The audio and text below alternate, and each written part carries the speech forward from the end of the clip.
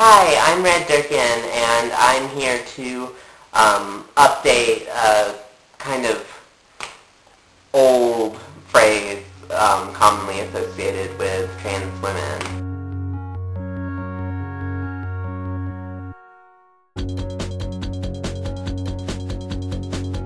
So we've all probably heard the term woman trapped in a man's body before. People on both sides of trans issues sometimes will bring this up. It used to be really common. It was common on like talk shows, and people have used it to discredit the trans community, to discredit our experience. But historically speaking, this phrase is actually originally just a way to contextualize the experience. It's not a literal translation. There's no real way to describe it to someone who isn't experiencing it. It was always more of a way to help people understand, and I think I have a better way of explaining it. I think it's a little bit more like being a woman trapped in a gorilla suit.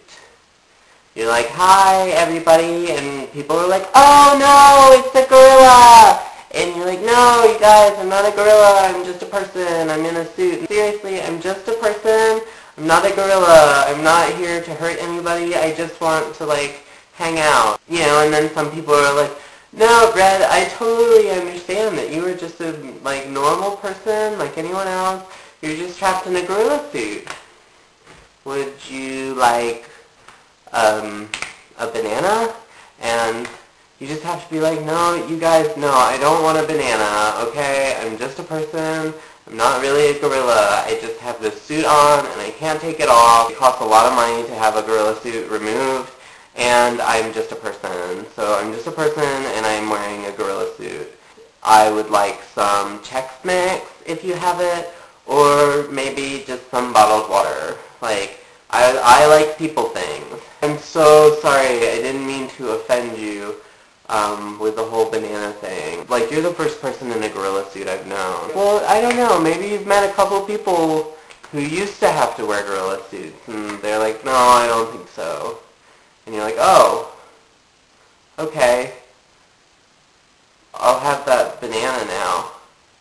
I don't know. If you're into it, totally use that. If you're not, totally don't. I'm not saying that this is what it's like for everybody.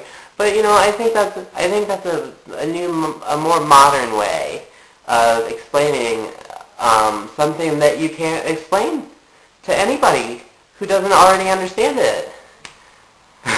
And that's another frustrating part about being trans. You have to explain it to everyone,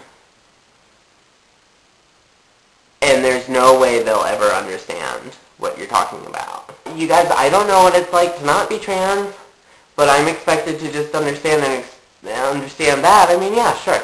I've had a lot of experience. I went to all non-trans schools and swam in non-trans swimming pools. I grew up in a really non-trans community. Like, it was probably like 99.9% non-trans where I grew up.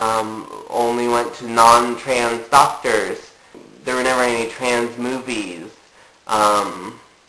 Anyone that was trans in a movie wasn't actually trans in real life. My teacher, I never had any trans teachers.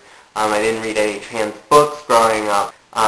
There were never any trans musicals or popsicles. There wasn't a trans-themed cereal. So, I mean, I have some experience with the non-trans community, but, like, I don't really know what it's like to be non-trans. Like, it just wasn't part of my experience. So, like, you know, I'm just trying to help people understand what it's like to be me, and I'm trying to understand what it's like to not be me. And nobody is helping me do that. Bye.